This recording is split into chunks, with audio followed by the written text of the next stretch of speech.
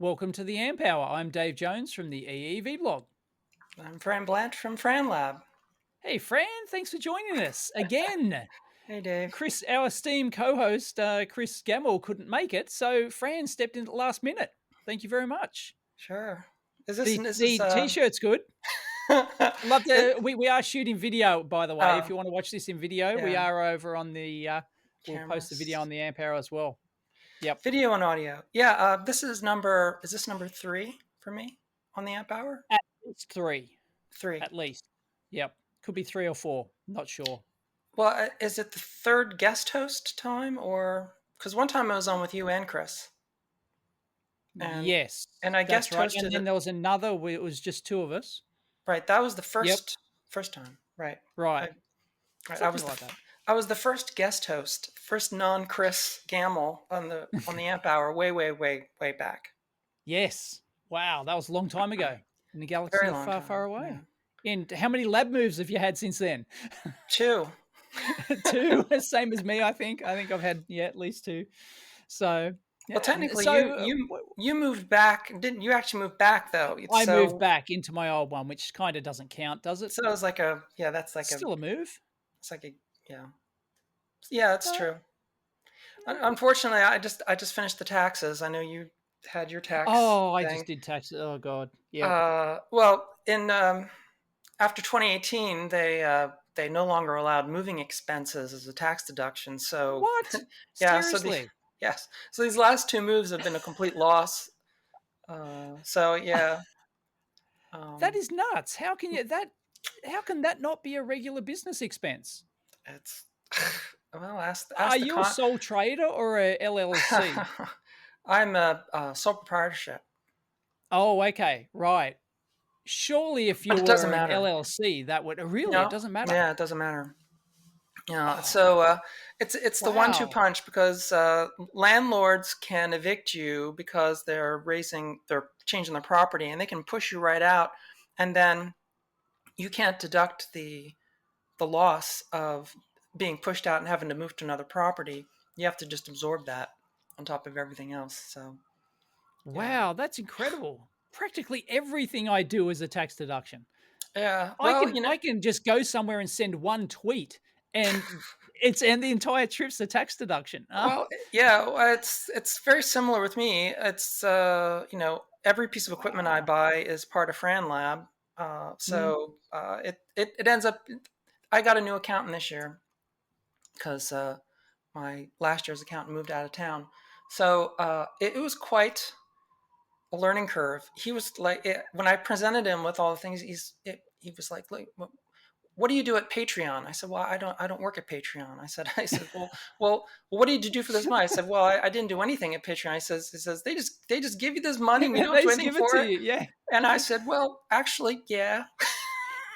and he was looking at me like really angrily. And he says, well, and when I showed him all the purchases that I had done last year, it was like almost 6 figures of like payouts and expenditures. He was like, well, what is this, all this stuff? And I said, it's everything, parts and equipment and, everything from solder to breadboards to clocks to things. He says, what are you doing with all this stuff? I said, well, I just, it took like half an hour to explain what it was that I do. Yeah. He says, okay, well, what do you do for a living? I said, well, I don't know. I said, my official profession now is I am paid to be Fran. I love it. Paid to be Fran. Yeah. Wow. Yeah, because the majority of your income is it Patreon or is it YouTube or is it Patreon? Split? It's split, but Patreon is definitely number 1. Right. Yep. Wow.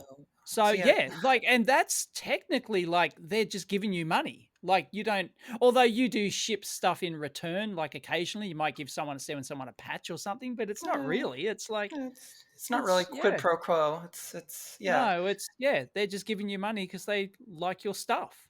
Yeah, it's for being Fran, as you say. It's very hard to explain. Oh, that's crazy. Yeah, I changed accountants because my old accountant he retired. Mm. And but it was like, so I was dreading that. I was dreading going to the new accountant, but it was seamless. And he was better. So he was like, he actually understood it. And I pretty much operate just like a standard business. Like to them, I'm just a packing and shipping business kind of thing. So, and all the income's just income. It doesn't matter what I actually do. Yeah. It's all just, classed as Well, business income and expenses. it used to be like that for me when I was in manufacturing. It was very straightforward. Hmm. Most accountants can understand the nuts and bolts of a manufacturing operation. Yep. It's harder to explain this. Right. I don't understand why you have to explain it though. It Uh, just seems like, it shouldn't, like, income's income and expenses are expenses. Why does it matter? What uh, that's well, just nuts. I think it's well. You have to have we have to state a job title Right. for what you do. I Yep. think when I craned my neck around the monitor, I think he typed in spokesperson as my profession. Spokesperson. Yeah, we have those here. We have the official tax. You have to fit into one of their categories, and Yeah. I don't know what I am. I'm just like, Joe Blogs engineer or something probably. No, no, I'm a videographer. I'm a Mm. videographer, I think, is my official tax thing. So, yeah, and Yeah, I don't know if they still I have that as a yeah, category, but they used to right. have videography was a thing in the 80s. I don't know if it's a thing now. So Hmm. because There is YouTuber, I think. YouTuber is an actual. I think it's an actual category, but Hmm. I don't know. I just haven't updated. But I think it's been added because there's so many people doing it now. So So it's great. I used to file as a videographer back in the late 80s, early 90s Ah, when I was a right. videographer. A real videographer. Yep. Yeah, I used to. I had a. It was all. I had a Panasonic linear editing suite, the AG Oh, series, sweet. Super VHS, dual Super Yeah. VHS deck with the AG controller. It was state of the art at the time. Cost Wow. a fortune. Had to take out a loan to buy the system and everything. Took years to pay it off. But I edited in Super VHS for a good decade. From like Incredible. 90 to I was still doing Super VHS into the aughts. Wow. Have you still got that kit? No, the system. I don't have the system. I still have one of the cameras and a few playback decks, Hmm. but no, I don't have that original system. Because that'd be great to see if it still works and see if you can feed video into it and see what you can get out of it. It, Like by modern standards, it's like, at this point, it wouldn't operate without, they'd have to be overhauled at this point. But it was an hmm. amazing system because it had frame, half frame like per field accuracy for the Oh, cut in and out. wow. Yeah, Yeah, and it was hi-fi that's audio, which incredible. was scanned right Yep. into the track. And yeah, I used to do commercials and weddings and stuff like that, music videos for local bands, and Oh, wow. plus my own projects. I was doing film and video, so I had transferring film, transferring slides, corporate stuff. Yeah, those Incredible. are. It's not like I made any money doing it. Right, but, well, you made something obviously, so it tied you by. Was that like, and you were doing Fran Lab at the time? Were you No, doing sorry, no, you were doing, Frantone, sorry, this is before at the that. time? Oh, This is before before, Frantone, yeah. okay. When did Frantone start? When was the pedal business? Mert and I started talking about it and working on a product in '94, and then we spent a year and about $30,000 building a prototype, Hmm, which was the pedal that failed because it just turned out to be impossible to build. I mean, well, we could have built it, but it would have cost us more to build it than we could have sold it for.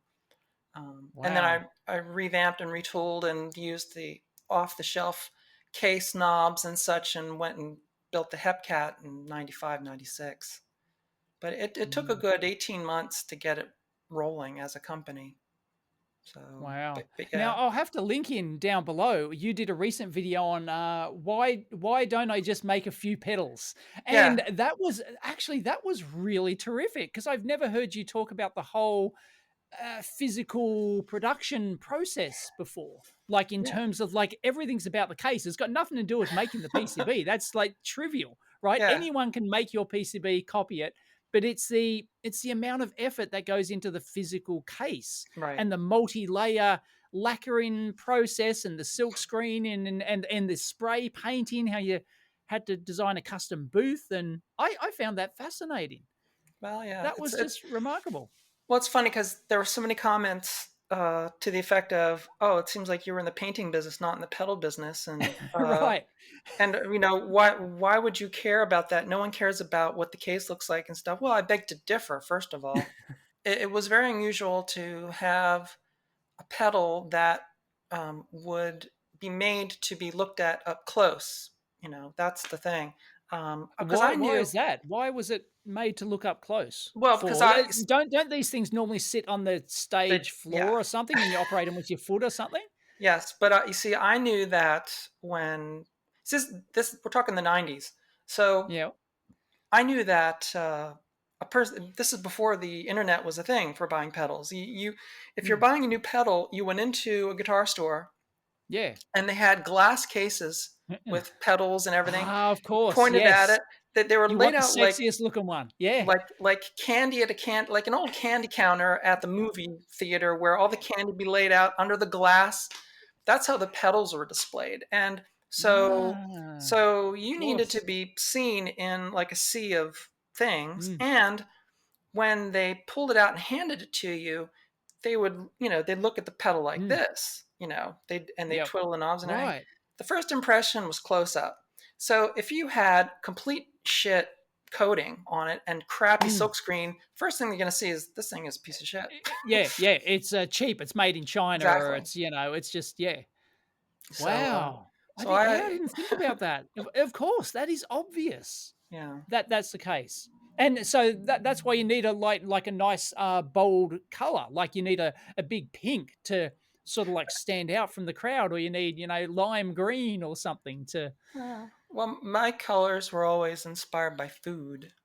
food. Okay. Yeah. So, lots of pastels.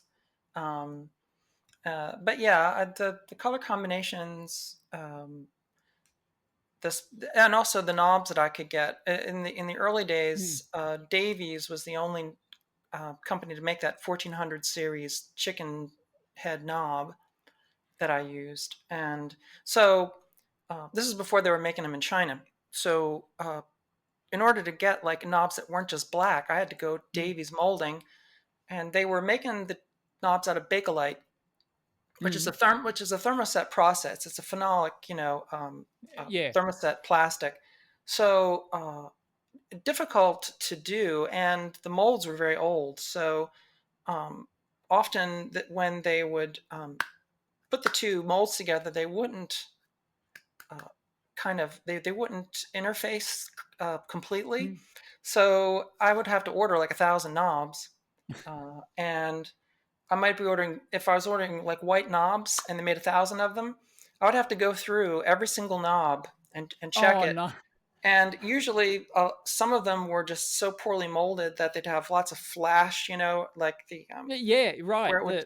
it would be like this rickety kind of like Mm, muffin top, on the bottom, like it was just, like, or the wow. nose wasn't molded all the way, or they'd be filled with inclusions. I'd order white knobs, but they're filled with flecks of black and blue and red because they Oh didn't clean wow. out the machine completely. Oh, from the previous run or whatever. Right. So it would be Right. like cookies and cream, and Oh I'd no. have, and so all the knobs that weren't like white, and so I would have to go through all 1,000 knobs. I'd probably reject like Oh 40, no. 50% of them, Wow. and I'd just have That's to send those incredible.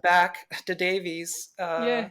But it was like that every time, I'd and Wow. they didn't have inserts on the knobs for the set screws, so Oh, they've I was just gonna ask, which ones do you use? The set screw onto a fluted shaft or, they would sorry, onto a flat shaft, or were you a fluted did you use like the well, fluted spline shaft or whatever it's called they didn't offer that. ones? Davies, Okay. it was a solid Bakelite knob, and they just Mm. tapped the phenolic plastic to put the brass screw in. So, Ah. maybe 5% of the knobs were stripped out, so you'd have to check that, Oh and no. those would go in the And reject booth. that would be the quality of your product would be like how the knob stays on, right? If this thing's used on stage and, and the knobs are just flying off everywhere, Yeah, it's being tossed around and abused. yeah. I would have thought you'd go for more than, I don't know, some better than some sort of like just embedded set screw. It wasn't an option. If Oh, you wanted right. that, Okay. if you wanted that knob, it had to come from Yep. Davies because it was a 1400 series. It had to come from Yep. Davies, and they only made it one way. Right. But they learned to hate my name because every There's time I that ordered picky knobs, Frantone again. Yep. I'm gonna send Returning half of half. them back. Oh no. Yeah.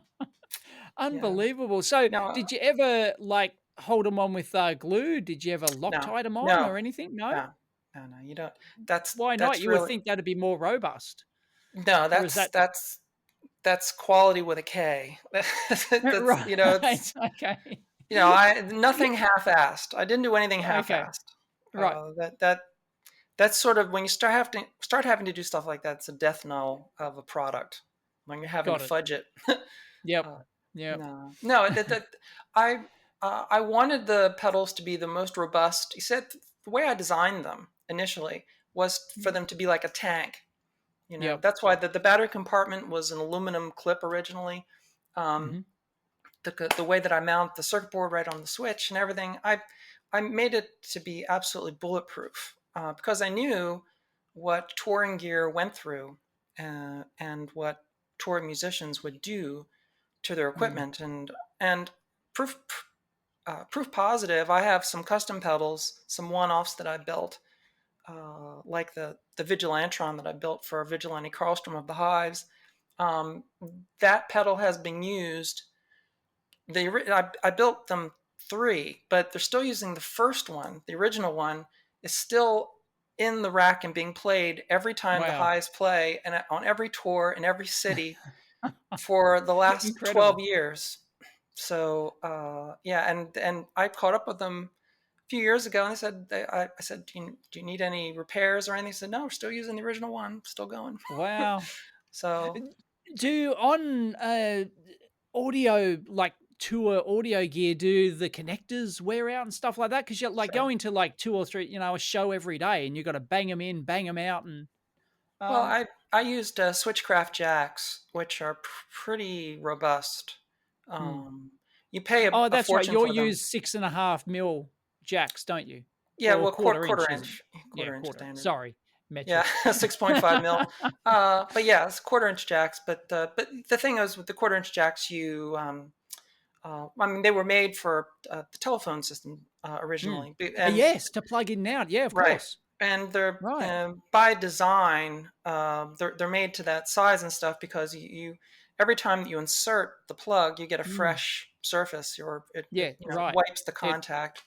Yep. So, but yeah, the Hmm. switchcraft jacks and everything. The most vulnerable part of as far as the hardware goes, has always turned out to be the DC jacks because there never was an option to get a heavy duty ace jack for that barrel plug.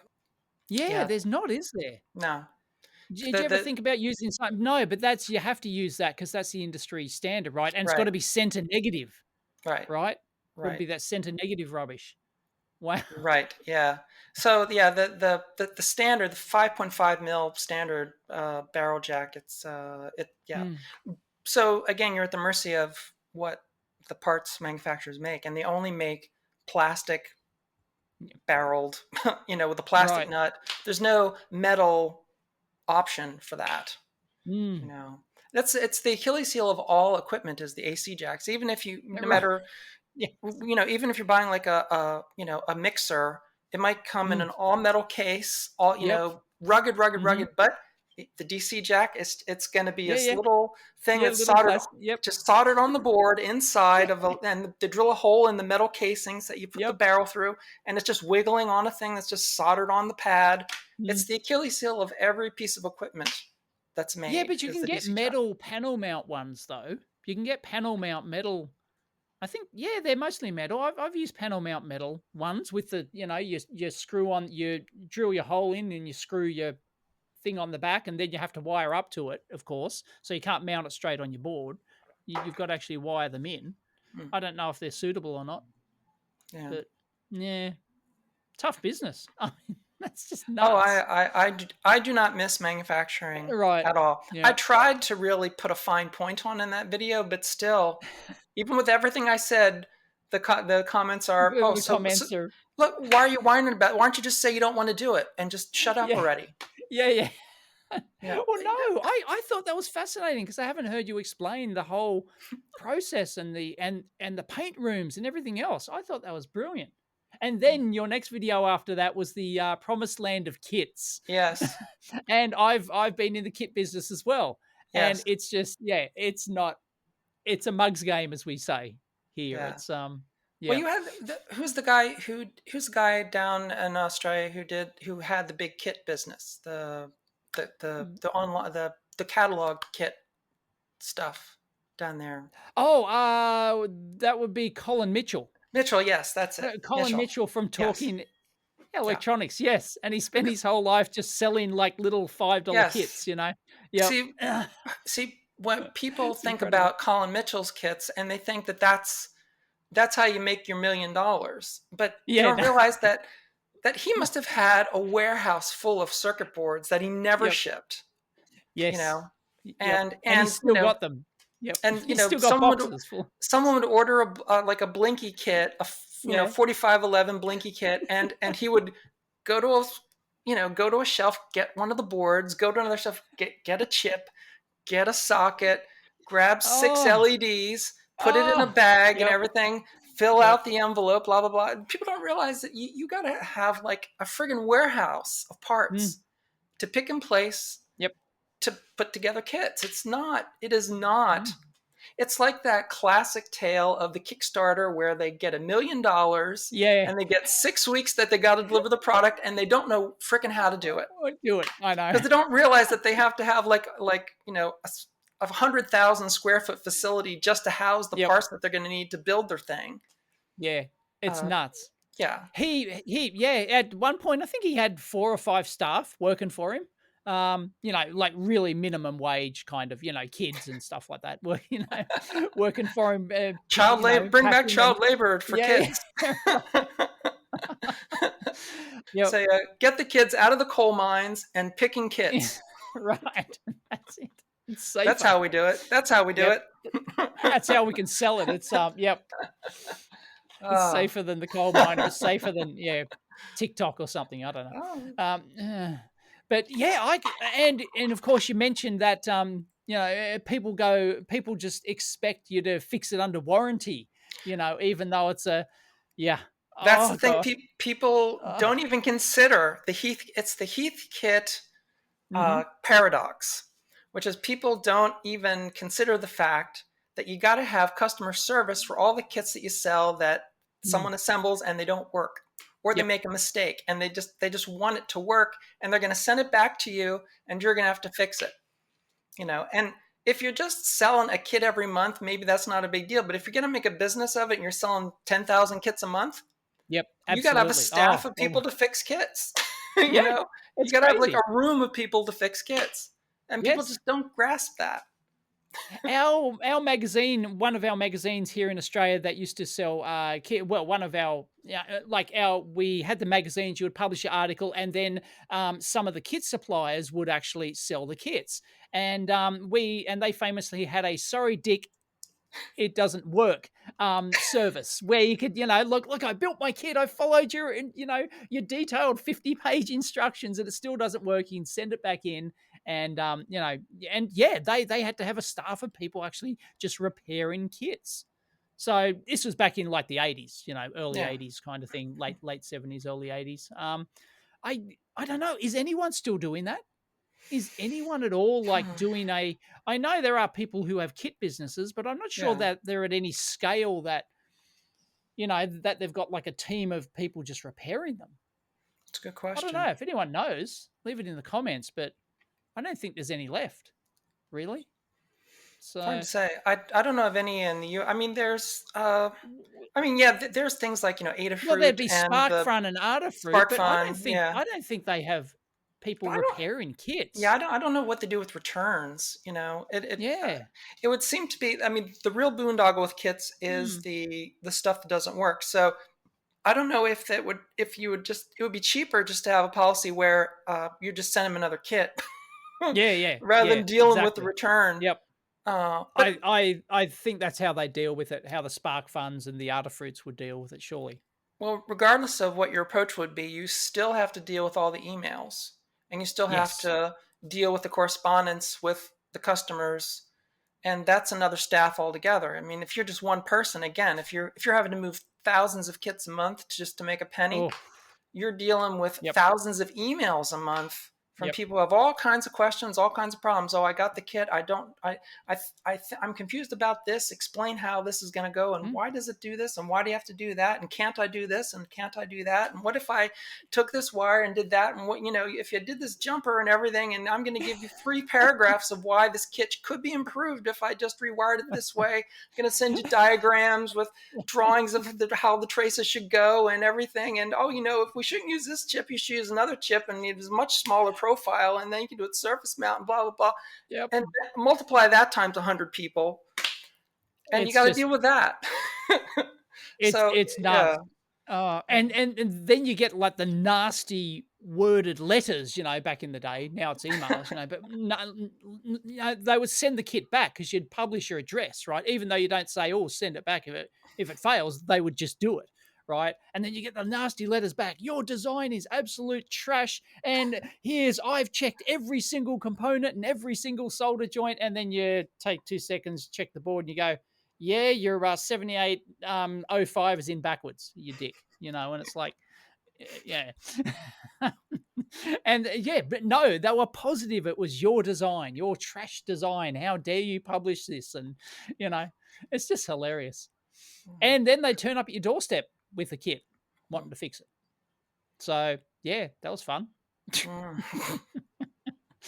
So yeah, they turn and they're kind of surprised, like they turn up to your house and they think they're turning up to a business, and they go, this can't be right, and they go, yeah, come into my bedroom, where my lab is, and I'll fix it for you. And then, oh, what the hell? Yep.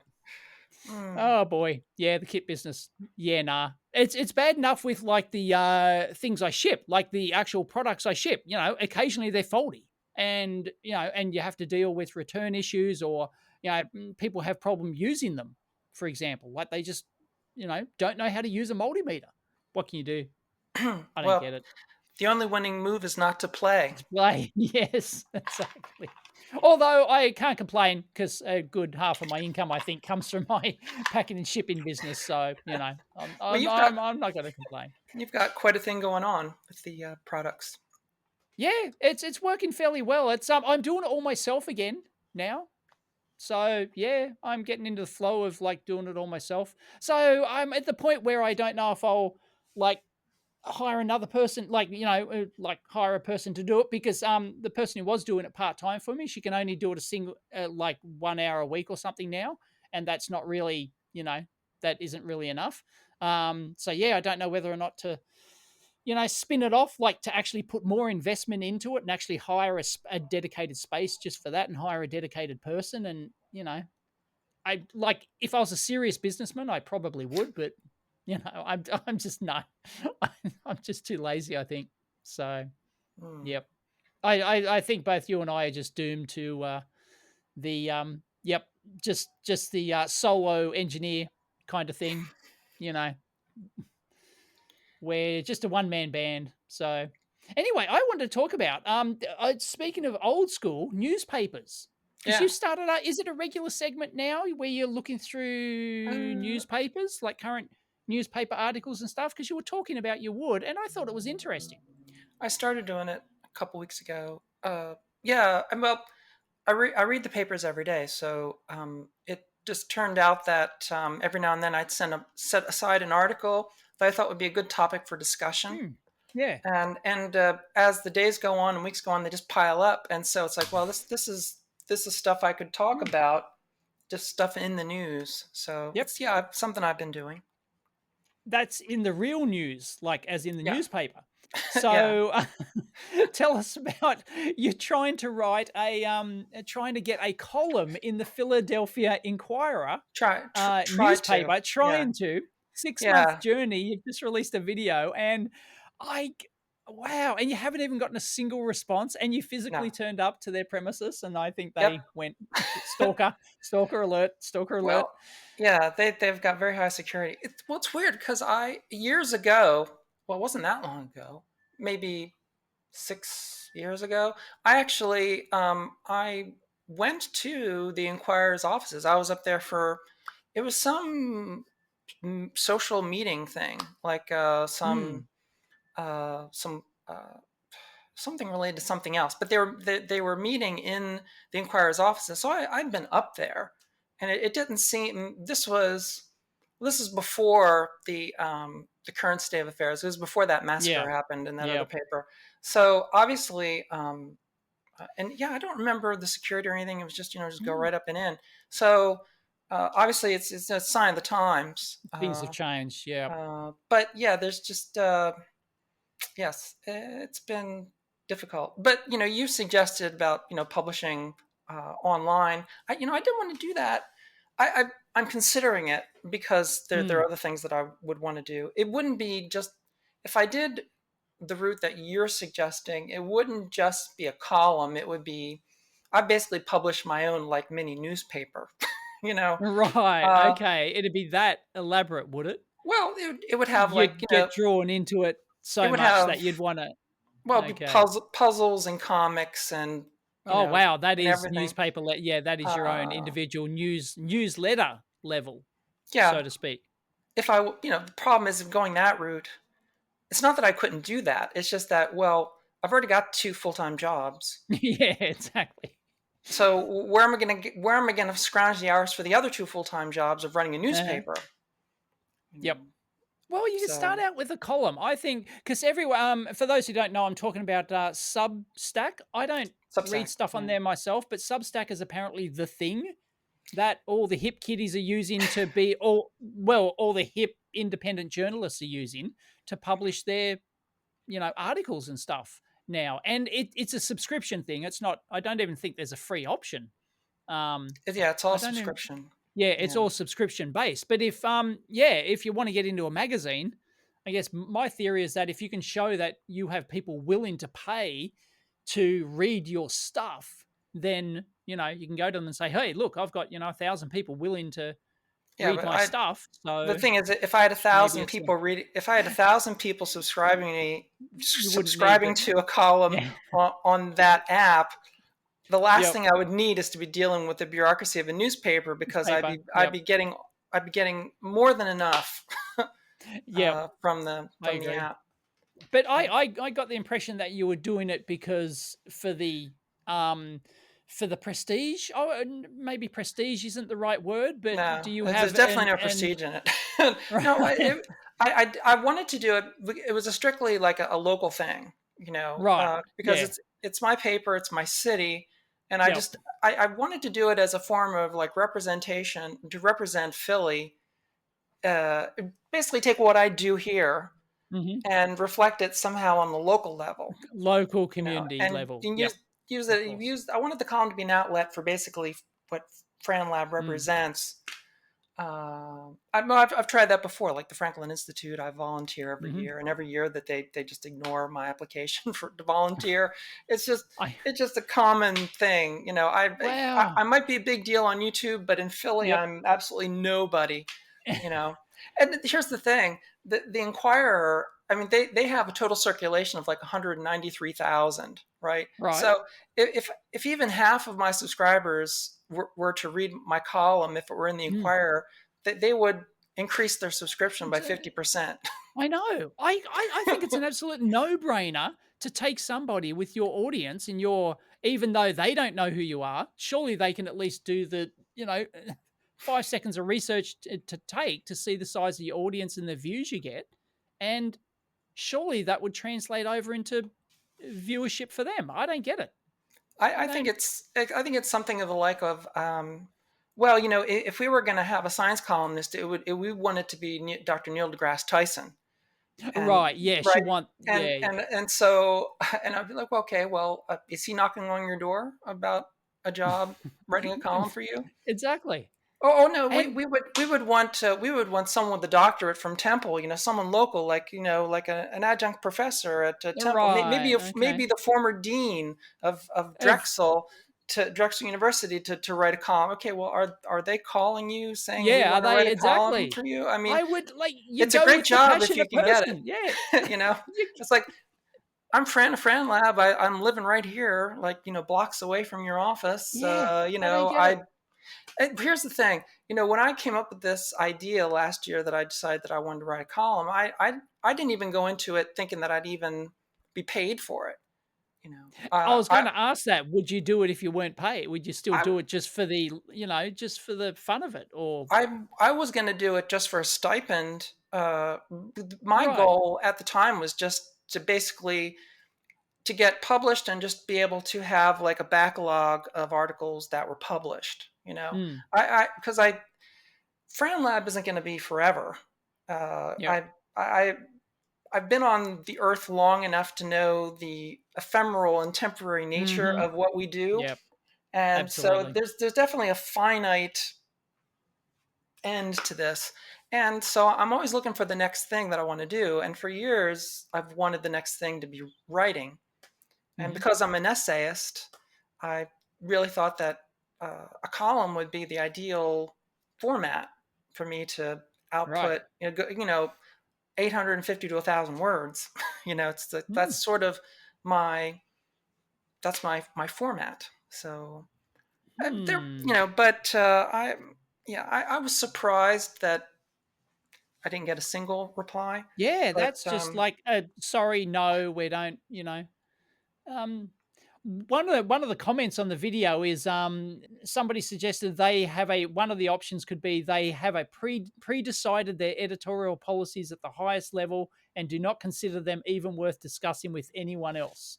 I can see that happening at a large newspaper like that. How many like staff would they have at a well, on large paper like that? the Do you Inquirer know? Is used it like dozens well, or is it hundreds? the Inquirer used to be a Oh massively yeah, large paper, yes. and they've been whittled down. I think they actually turned off. It was only a couple years ago, maybe it was last year, a couple years ago. They turned off their press plant, and they're actually Oh outsourcing the pressing of their actual paper yeah. to a company in I think Chester, a press company. They're also printing the Times, and basically all of the papers that you get regionally are all done at one press plant now. Oh, interesting. But Hmm. if you go on their website, you can scroll down. That their staff, it's like 100 people. But if you actually read the paper every day, the the actual people with the byline, it's Mhm. like a dozen. That they're Right. actually like in Yep. that actually have a byline and the picture and this is their column, Mm. maybe weekly. So yeah, but like I said, I was willing to take the job, for a stipend. I didn't Yep. have to be like some big salary thing, you know. But I it's probably I don't know. I probably burned the bridge when I complained about it, but who knows? Yeah, probably. That's or the other thing somebody said here, you are sufficiently unique and original that they have no box to tick against you, and therefore your correspondence is endlessly circulating between people who all look and say, "Not me, not me. I don't know. Have a look at this," and everyone goes, "I don't know." They just I, pass the I parcel I and doubt that they're even considering me. I doubt oh, that I think anyone's even. yeah. I think that probably none of my emails were read, none of my letters were read. I think Mm. it's just that simple. Right. So, what are your options now? Because clearly you want to do this. So, is it to go to some other try other publications? Does it matter who you get in with? Or does it? Or would you start the online thing? No, Philly's down to one paper. I mean, there used to be the city paper went dark years ago. The city paper Yep. was my favorite paper, and I would have loved to have written for the city paper. But that was a tremendously great publication. But they city paper got bought out by a competitor in town, that Mm. bought them out because they had gotten into financial trouble years before that, and they had like been rescued by like an investor, like a like an entrepreneur Yeah, angel. investor, like Yeah, rescued the right. paper.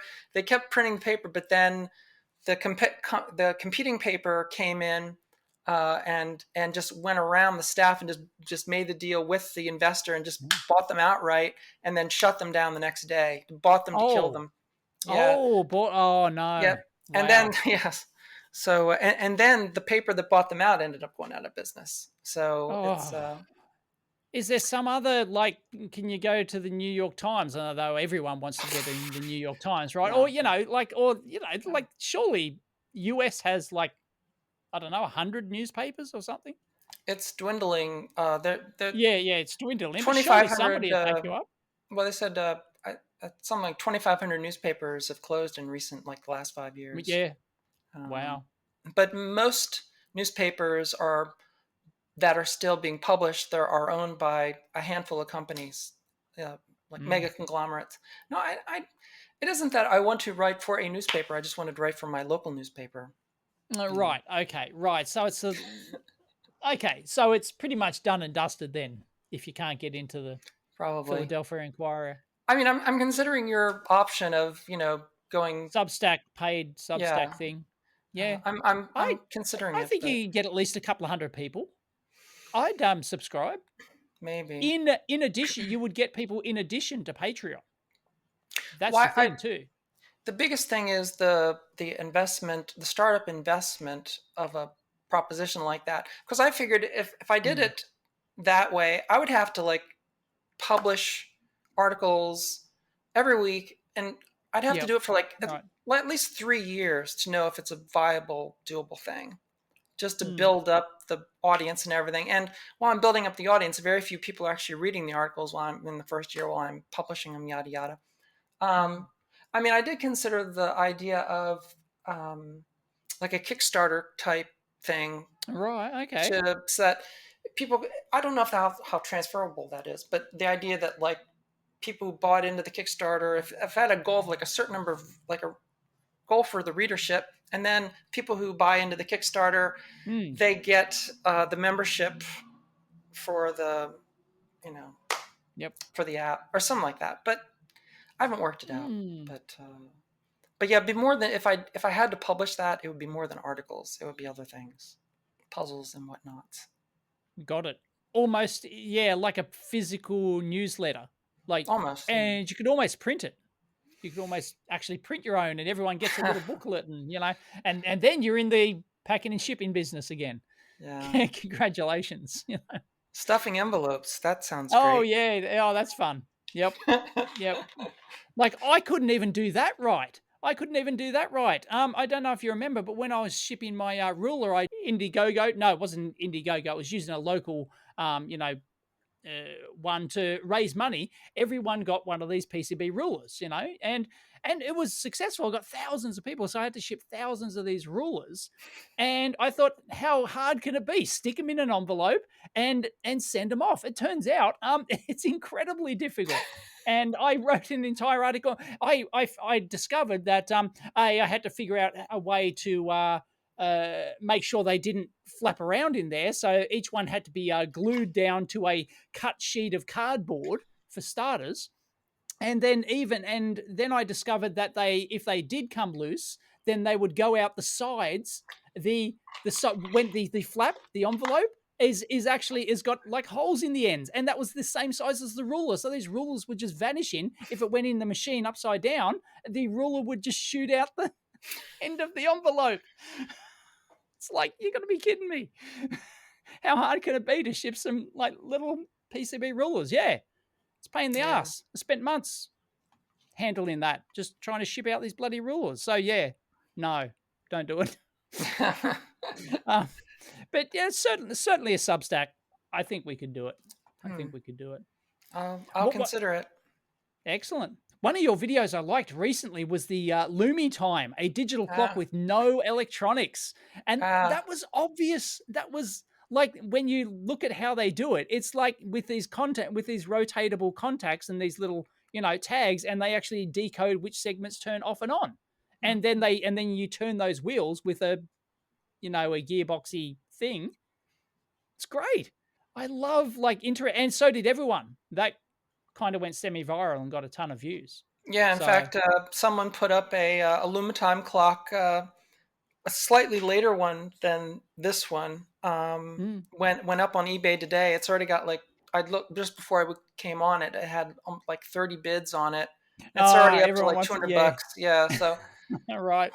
Yeah, the Fran effect. Yep. Well, this is the kickback effect of the YouTube channel, because when I get something cool and I do a video on it, if that video, most of my videos, 5,000 people maybe watch it. Very, very few people, but every now and then I do a video on an item and hundreds of thousands of people see it, and then that's it. I'm never going to buy another one again. Yes. 10 years ago, if a Nemo tube were to come on eBay, you probably could get it for $20 if it came up. Now you wouldn't be able to get one for $1,000 if it came on eBay. These tubes, these Burroughs tubes, when I bought the first ones of these tubes, they were $100 a tube, which was a lot of money back then. But ever since I made that video, now it's $1,000 for 3 at a discount. Oh, wow. Yeah, I get the same complaints when I do an eBay score. I get a bit of test gear on eBay or something. Look at it. Buy this model. It's a really obscure model, but it's really great. Bang per buck. And Not anymore. I got mine for $50, and now it's $500. Not anymore. Sorry. And a lot of my patrons say, when you do an eBay score video, show us first, several days before, so that then we can go on and find the cheap ones before everyone else gets it. It's sorry, people, there's nothing we can do. If you want to see these videos, it's just a natural consequence of. There's a display that I'm not going to say which one it is, but it's a display that I did a video on a few years ago. I've got a dozen of them that I bought at the time for. I paid $5-10 a piece for them, and I got a dozen. A guy on eBay, he had a stock of 18 or 20 of them, and so I contact the seller. I say, look, I want to buy every. You have them up for one off on onesies. I want to buy all the lot that you have, and I said, I'm willing to pay this amount for everything that you have, which was a fair offer. And his reply is LOL. Right. It's and I was like, well, wait a second. I'm the only person who wants this display. Yeah. I'm the only person who wants this display because and they're like, LOL. It's almost like, oh yeah, I know you're the only person who wants the display, which is why I'm going to charge you $1 bajillion, because I know only you would want it. And it's like, what kind of crazy effect is that when you get on eBay and the seller specifically is like, oh, I'm going to charge you this because I know that you're the one who's going to buy it, and I know who you are. Yep. What can you do? Oh, eBay's a fun place too. It's almost as fun as YouTube. Well, it's gotten to the point where when I buy parts or films, or if I'm trying to make a deal with a seller, they'll say, "Are you Fran? Are you the Fran?" Fran? Yeah, busted. I've had that as well. I don't know. Yeah. Does that get me a good price or a bad price? It depends. Yep. Yeah, because I often buy, because I've got my I've got 1,000 feedback on my personal account there, eBay, and it has no relationship to my channel. But people sort of get, and I'll often, and if I send them some sort of message, I'll sign it Dave, and then I've had, replies back saying, "You're not Dave from EEV blog, are you?" Yeah, busted. Okay.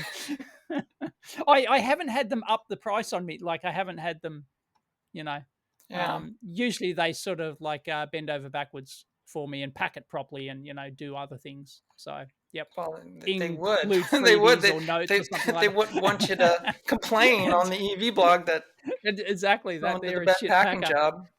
What is the worst packing job you've ever had? Like, have Well, you ever bought one of these like fragile oh tubes and it's yeah. just come like unpadded and it's Oh, shattered in the box or something? I've had some good ones. I had a good one this week. I just yesterday I had to complain to a seller because I bought a film and I paid a good price for it. As in a And film reel, like a 16 yeah, millimeter reel? yeah, Yep. but it was on a plastic reel, and Mm, they just took the plastic reel, not in a case. Usually there's a hard mm. shell case, Yeah, that the reel shipped in. right. I've had a lot. Most sellers, if they're not like archival film collectors, Mm, they'll put yep. the reel in a case. They'll tape up the case, and they'll either just ship the case like in the hard case, or they'll put the case Mhm. in a bag. I usually insist that okay, if it's in a case, put the case in a box. Don't Yep. just ship the Right. case. It depends on what I pay, but in this case, they took the bare reel without a case Mm. and they just stuck it in an envelope and mailed it. Yep. And Oh, it looked like someone had sat on it, and yeah. it was like Oh, cup no. shaped. It was like Oh, cup shaped, no. and No. the edges of the reel were extended over the film were like buckled over, like Oh, nose like crushed down. So it was crushed. no. Oh, So no. well, it's like and so Yeah, well, it I emailed happens. said, Yep.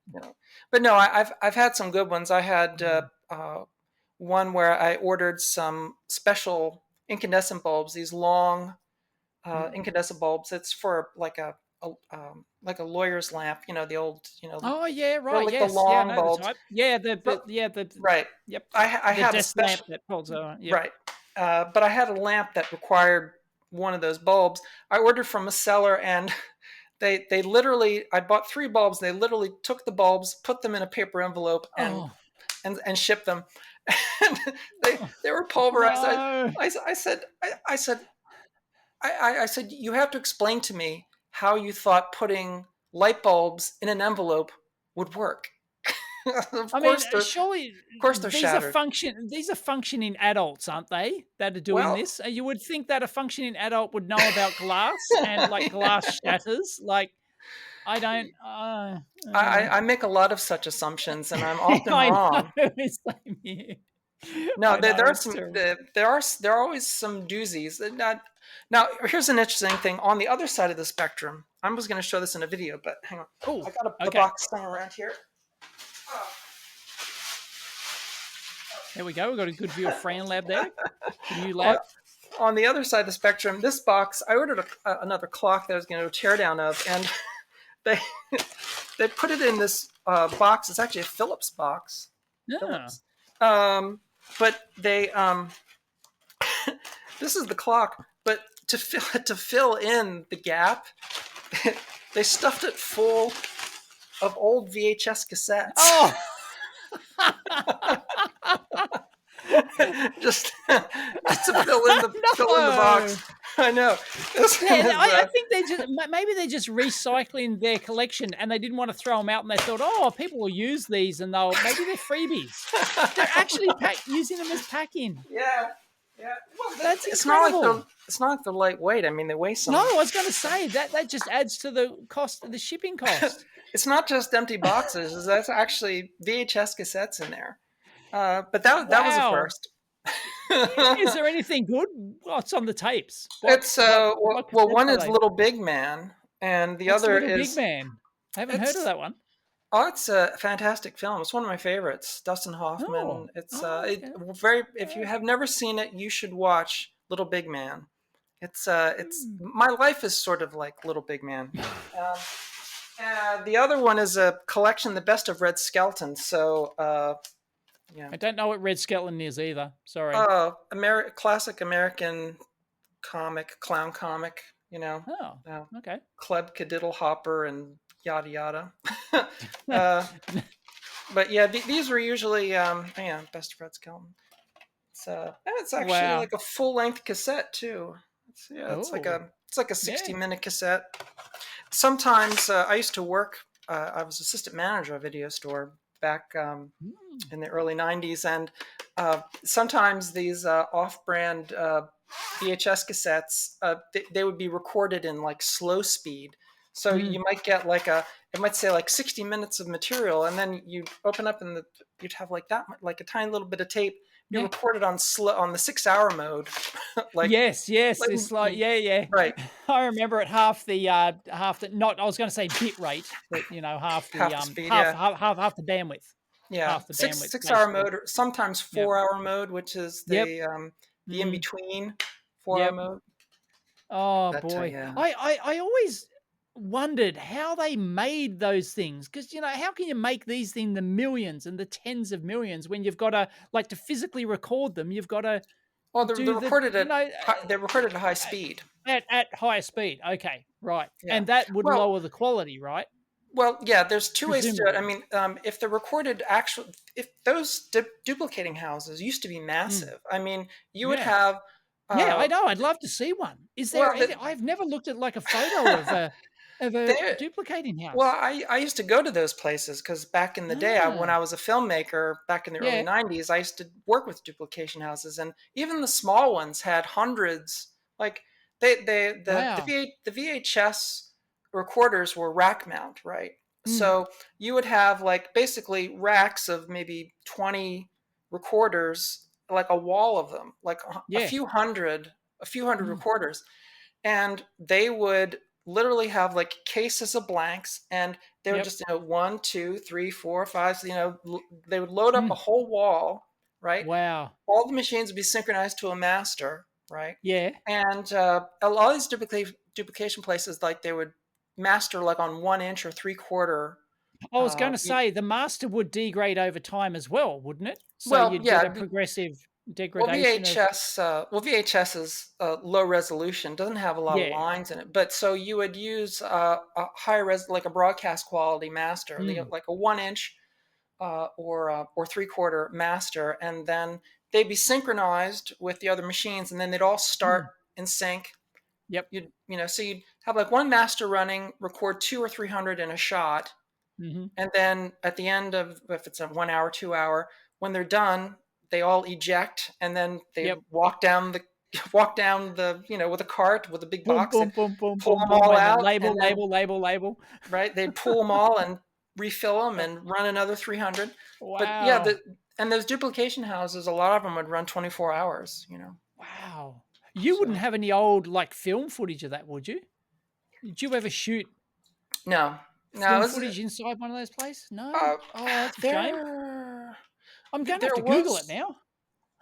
I probably did. I don't have. Well, I wouldn't have the tape anymore because I lost Right. the my my my all my originals back from the early 90s. I lost probably mid aughts. Oh. I don't have them anymore. But but yeah, at the time I would have had like footage of, especially like Mm, when I transferred a couple things, because I used to have like stuff duplicated back in the old days. You used to, if you made short videos, they called them films, but they were videos. right. You would you would sell them through publications. Like, there was a magazine called Film Threat that a lot of indie filmmakers and video makers used, and you put an ad in Film Threat Ah. for your cassette, and to get mail orders, and then you'd ship out. So Yep. so I would duplicate my film projects, and have like a And stock. so you'd People would sell send in them and orders, people would and buy yeah. them. Yeah, yeah. Yeah, it'd be like, Wow. $10, so you get a $10 bill in an envelope, and Wow. cash, and then Yep, you yeah. put it in, be like a couple weeks. But yeah, that's, here's an Wow. interesting Those thing, were the because days. Yeah. I know we're hitting the hour, but I want to talk about this with you because I had it in my queue. One of the questions I wanted to ask, Yep. which, rather than just asking it rhetorically, um, if the internet had never been invented, what would you be Mm. doing right now? Oh, I've got to say, because I'm still doing the YouTube thing after 12 years, I got to say, I'd still be doing the same thing I was doing pre YouTube, which would be writing magazine articles. I'd be selling kits. I'd still be well, maybe not kits. I'd be selling finished products. Maybe I get sick of the kits or something, or kits would naturally die out as they have. I don't know. I'd probably be like a mini Artifruity. Well, no, because they're all internet. Their whole stick is that everything's on the internet, right? All the information's on the internet. So, You'd have to oh, be publishing a catalog. I almost, before this blog, I thought about publishing my own electronics magazine. I almost did it. I started Hmm. writing some articles and stuff for my own electronics. So maybe I would have got into the magazine publishing business. Hmm. Maybe. Hmm. I don't know, but I'd still be at least writing articles. I'd be selling kits. I'd have my own side hustle business, selling kits and stuff. And if there was no internet, yeah, I'd be advertising my stuff or publishing my articles. Yeah, I'd still be doing that. Yeah, probably the Yep. same. I think Yep. I think I'd still be. I'd probably have a cable access show, and Right. I'd Yeah. probably be selling my goofy film productions through the magazines, and Mm-hmm. still well, if they would have never invented the internet, then I'm assuming we'd still be doing linear editing on tape. So Yes. I'd probably Right. still be doing that.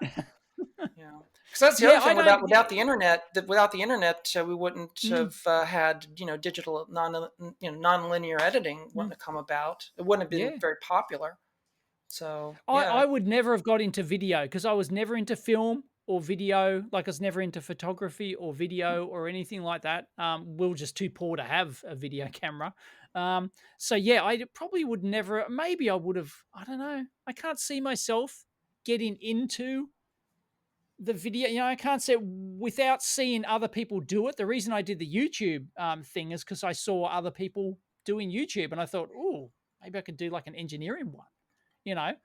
So there wouldn't have been any motivation there to start up a video thing, I don't think. I'm gonna take So, I'm gonna take yeah. a leap and suggest that I think that if the internet had not been invented, that rather than your huge EEV blog lab, you would have a humongous train setup, like a big train platform. Probably. Because That's yeah, yeah. if the internet hadn't been invented, then trains would still be a big thing. Like train Yep. stores would still be a big thing. Yep. Because all the brick Totally. and mortar stores, the Radio Shacks, Yep. the hobby stores, the big train Mhm. stores, the big model stores, all those places would Yes. still be Oh, alive yes. without the Yes, they internet. would. And all Yep. the Totally. culture that was around Yep. them. The Yep. slot racing places that, used Mhm. to have like people would buy up like a storefront Mm. and build the slot racing tracks in there, Yes. Yeah, yeah. you know? Yeah, yeah. All I've that got stuff my would still videos of my exist. local hobby shop shutting down, and I scored their big train set Yeah. from there and stuff like that. And yeah, that was sad. But then again, the other question is, what would happen if there was the internet but no e-commerce? What if nobody had you had invented the internet so you share information but you couldn't buy anything online. Nobody invented the secure hashy, thing it's called that Like enabled e-commerce. if There credit was cards hadn't been invented, but the internet had. Like with the idea of well, if like it was a yeah, cash you would still economy. yeah, you would no, you would still yeah, you still have to manually process the credit card with Yeah. the swiper type, the slider thing. It's hard Um, to that's a hard leap to make only because in my own mind money is such an easy construct hmm, uh, in any form. The internet not being so easy a construct to fathom. I mean, honestly, hmm. it's very easy. It's very easy to imagine the internet never happening. Because Yeah, totally. the only reason it did happen was just because that there was an unusual government intervention during the Clinton administration. They actually like did something that governments aren't supposed to do, and they actually like put a lot of money into the idea of building a World Wide Web. It could have very easily just stayed a university military It thing. could have. Yeah. Yeah. Hmm. We'd still be dialing up bulletin boards and, yep. Well, that wasn't so bad. No, I had great fun, Oh, damn, I'm going to have to call back. It's busy. This BBS sucks. It's only got 8 lines or whatever, you can't. Well, Yeah, maybe I might have been running my own BBS. Maybe. I might have yeah. been, yeah, It doing goes that. back It's to hard to know. the whole halt and catch fire sort of that Oh, brief yeah, moment of right. time. Yep. Yep. Slight, That's terrific. slightly fictionalized. Oh, yes, of course. I don't really remember it being that exciting. No, no, it's not that exciting. No, it's incredibly boring. um, but Yep. yeah, Those were it's the days. but what I really regret about I mean, you and I, we make our living and build our lives around Mm. this thing, Yes. Yeah, we but have. but the loss of the culture that Mm. that culture that used to exist, of, like I said, those the retail those retail stores like the Heathkit stores and the Radio Mhm. Shacks and everything, where you would go to talk about stuff with other human beings that were right there, Mm. Yep. and show things off that you built, Yep. and just that that's Mm. never coming back. No, no, We're it's never not. getting it I back. can I can remember being in one of the shops in the city here, and yeah, and they sold kits and everything, and one of them happened to be my kit, and somebody there, I was just in there hanging around, and then somebody said, "Oh, and check out this oscilloscope kit. I love this." And I went, "Yeah, it's mine." And then we just started yapping on for ever about the design of the thing and the software and everything else. And yep, yep, those were the days. It was very local. It was more local. Like as I said before, if the e-commerce thing hadn't have happened, the e-commerce enabled global trade and commerce. Whereas if you still had to accept like the credit card, swipey type, did that work internationally? I don't think I ever I, bought I, something internationally on credit card before the no, I internet. think, It was yeah, the international commerce really, I think that's very strangely mm, recent, because it wasn't until yep, those intermediary companies like PayPal and stuff came in to right, actually yeah, yep, transfer currency. It mm, really was, because and it was hard. Was PayPal the first, they were one of the first It was one of the to do first. I don't think it was. Yeah, international, yeah.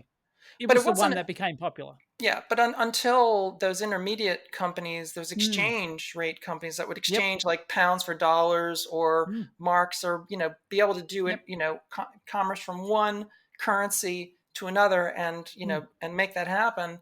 Yeah, it was very unusual to buy something, with a country that had a different mm. currency. I don't. To honestly, I never bought anything internationally back in those days. I don't really know how it was done. I Yeah, imagine it would have been just you put same cash here. in an envelope Yeah, and and right. hope that they wouldn't just take it. Yep, There was a I lot of know. trust in those days. A Oh, lot of yeah, crazy totally. I trust. would yeah. The amount of cash I got in the mail is just phenomenal, you know? It's just nuts. Yeah, physical cash, just shipped to my home address. And That's the please other. send me a kit. That's the other thing. People today don't realize that back in like 20 years ago, buying anything, you were writing off 100% of what you were putting Mm, in the mail, that you might not yeah. ever You see you might not the see it thing, again. Yep, totally. Yep. But and people were honest. I don't remember ever getting ripped off. hmm, I can't I don't think so. That's yeah. interesting. And I can remember back this is I think it might have been pre PayPal. I was selling kits on my website. And it was just I wanted to accept credit cards. And of course it wasn't easy. Like so I, had to call up my local bank and then a bank representative came out. It was at my company at the time. So we went in the conference room and I sort of pretended to be all professional and everything. And here we are trying to negotiate, basis points rates for the credit card commission and all this sort of stuff and all the red tape that you had to go through to set up to accept credit cards. And then PayPal came along and it just changed everything. You put your credit card in once and they did. It wasn't just the currency transfer, it was the fact that you could put your credit card in to them and then it'd pay through that, so you could use them as an intermediary. Now we have Stripe and other third party players like that. Yeah, but back then you had to deal with the bank. The bank had to give you a merchant facility, it was called, and then they would physically give you a swiping machine as well, and it was a real huge deal. Wasn't PayPal originally? It came out of eBay, correct? What wasn't eBay and PayPal? They were tied together. eBay purchased PayPal. They purchased them. They originally integrated, and then they purchased then they had it, to split. and then they had to split them once they sold off PayPal. Yeah, once, and then that changed everything. Once you didn't have to get a merchant facility at a bank to accept credit cards as a business, and it was changed everything. So I think it'd still be local.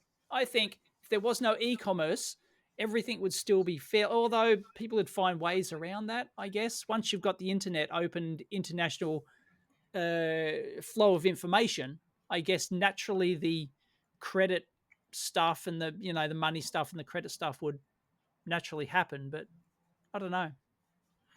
That's interesting. Yeah, if nobody ever invented, because for a long time that was the thing. There was a lot of pundits saying you would never be able to do online shopping because nobody had cracked. I can't remember the guy's name, but he came along and published this paper, and he actually cracked. Is it the two?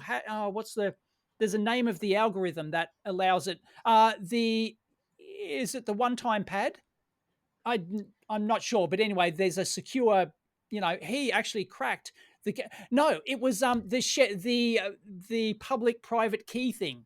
So before public and private keys were invented, you could not do online commerce. You just couldn't do it. There's no way to do it securely, so nobody did it. And once that technology was cracked, bingo, it exploded. So if that didn't happen, that's another interesting historical path that we could have taken. Yeah. Because the internet was always going to happen. Well, it always was there, right? In terms of dial-up BBSs, you could share it. It was just hard, It's sort of been there since the tendrils of it began in the 60s, right? With the of course. So yep. But yeah, it's an interesting alternate reality. I'm waiting for them to start the new season of For All Mankind, and right. I'll wait to see what happens with my shows that have been on hiatus for forever. Awesome. Well, I think our amp hour is up. Fran, thank you for stepping in for Chris. All right. At last minute, literally almost the last minute. Yeah. I'm glad we could synchronize because your day and my day are very different. What is it, 8:30 p.m. or something there? 8, yeah, well, after 8. So, it is 10:30 a.m. ahead in the future here. So it's now Friday the 15th. You're talking to me from tomorrow. Yes. It is tomorrow where you are. Another marvelous advancement of technology. I'm just glad we could get all the technical glitches. Yeah, we did. Out. Yeah, it still can't get it sorted. It's just, all this marvelous tech we've got, and it still sucks ass. It's still incredibly difficult just to talk to somebody on the other side of the planet and get it all working. It's not seamless.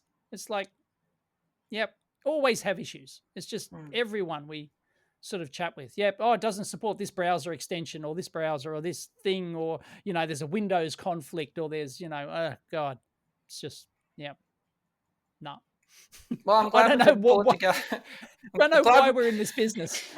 Why are we in this business? I don't know. Still haven't gotten used to the time delay, but I'm glad we could pull it together. Cool. Awesome. Thanks, Fran. Good to catch up again, and we'll do another one soon. All right. Catch you next time. Bye.